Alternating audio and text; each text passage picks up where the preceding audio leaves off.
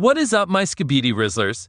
Today we tried to go into a deep dive on how to analyze a text based on form, structure, and language.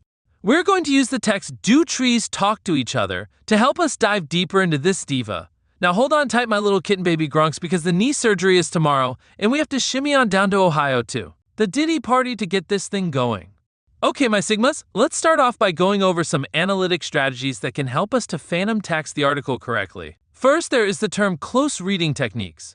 This means to highlight anything surprising or standing out in the text. Next, there is the term contextual interpretation. This means to be able to understand something by the context around it.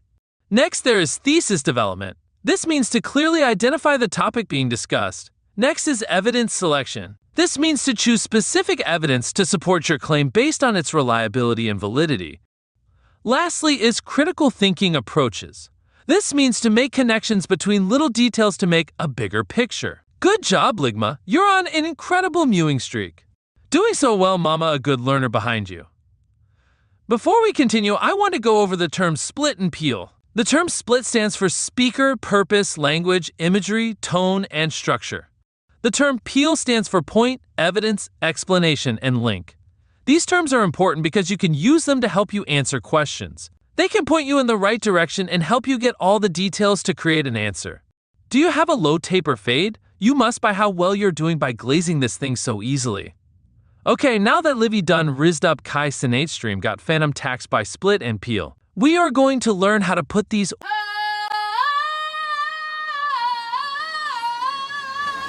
a couple strategies to use. Now grab the baby oil, and the question is to analyze the text based on language, form, and structure. Let's start off by analyzing the language used. The language used is important because it sets the tone. The tone of the text is magic-like, giving off a whimsical feeling. We know this from the language being used like tree whisperer, and the trees have become vibrantly alive and charged with wonder. Obviously, these things aren't real, so by using the language, they make it seem fairy-like. The text is a piece from a book written about documenting trees. And by using vibrant and silly language, it makes it seem like the trees and forests that the author talks about are real. The main idea is that trees can communicate, so by the language being used, it makes it seem like they are real and can really communicate, making the text more interesting and also answering what the author asked and is pointing to. Next is form. The form of the text is magazine. You can tell this by using critical thinking approaches because you have to make connections between little things to tell. It says it at the top of the text, but if it didn't and we had to find out for ourselves, we can look to see if it has a beginning, body, and conclusion. In the text, it has all three.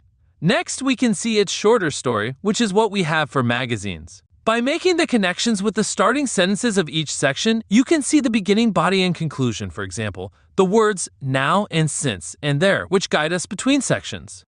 Next is structure.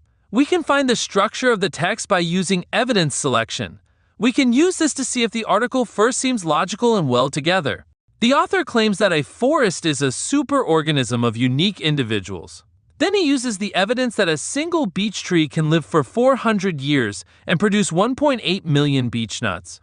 This piece of evidence connects and provides support for the claim, making the text and this claim reliable. The text is organized. The text seems unlogical, but that's because of the unique language used, and the text wants it to be that way, and from that it is logical in regards to the point and direction of the text. The text is obviously divided into sections. As we discussed earlier, you can differentiate paragraphs in beginning, body, and end paragraphs, and everything in the text connects together, making it make sense and flow well. There is very good and unique detail in the text, making it fun to read. Now, we have finally answered our question. Stay gooning, you obviously like your cheese drippy. What the Sigma? This is sus still water, it seems. We're edging the end of the video. I hope Alpha could teach you a lesson on how to analyze a text based on language, form, and structure.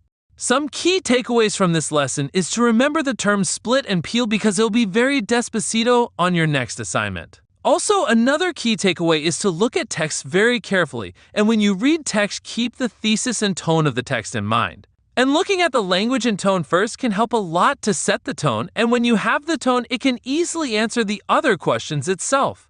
Analytical strategies are very important and can be used very often in text. Keep on hawk to a hang my little skibidi toilet, Daddy Alpha has out. Ring to the ring, to the pen, to the king. Where's my crown? That's my bling. Always drama when I ring. See, I believe that if I see it in my heart.